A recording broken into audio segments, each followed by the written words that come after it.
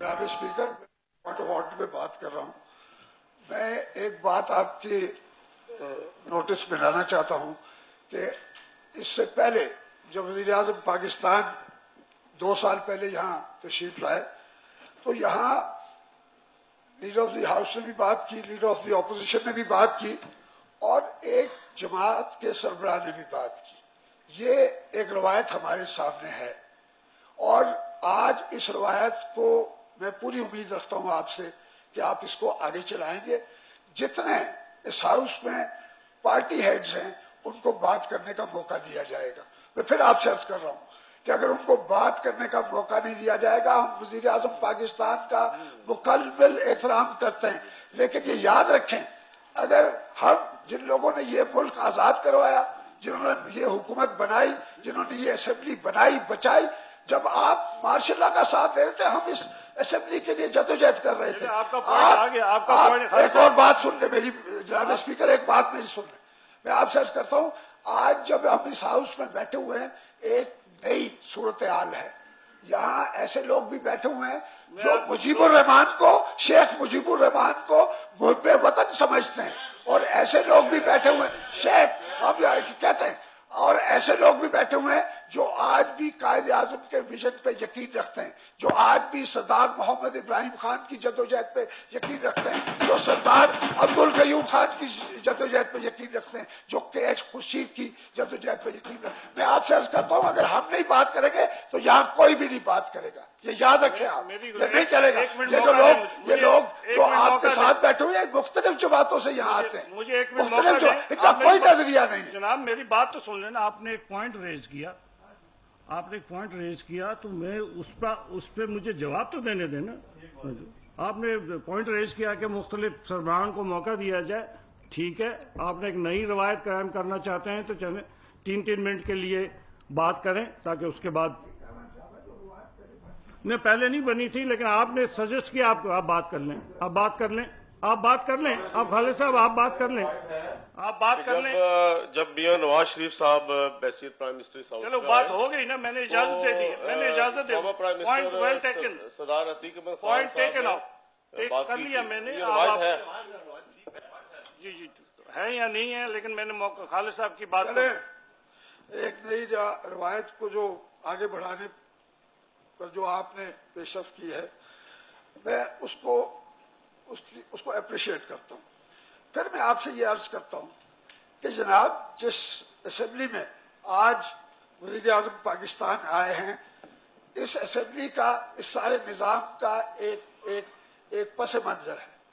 میں آپ سے عرض کرتا ہوں 19 جولائی 1947 کو پاکستان بننے سے 20 دن پہلے جناب سردار محمد ابراہیم خان صاحب کے گھر پر علاقے پاکستان کا جو ہے وہ قرارداد پاس ہوئی، اور اس کی نتیجے میں ایک جدوجہد شروع ہوئی جس کے نتیجے میں یہ ملک آزاد جموں کشمیر 4,500 مربع میل اور 28,000 مربع میل گلگت بلتستان کا آزاد ہوا، جس میں اس کے بعد ہماری جو قیادت تھی اس نے اپنی نمائندگی اقوام متحدہ میں کی، اور اسی حق خود ارادیت کے لیے انہوں نے وہاں کہا کہ ہمیں سنا جانا چاہیے، ہم کشمیریوں کے حق خود ارادیت کی بات کرتے ہیں.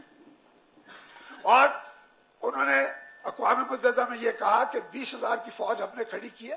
ہم جس فوج کی بات کر رہے ہیں وہ آزاد کشمیر فورسز کی بات کر رہے ہیں. انہوں نے کہا 20,000 کی فوج ہم نے کھڑی کی ہے اور 20,000 کی میں اور کھڑی کرنے جا رہا ہوں.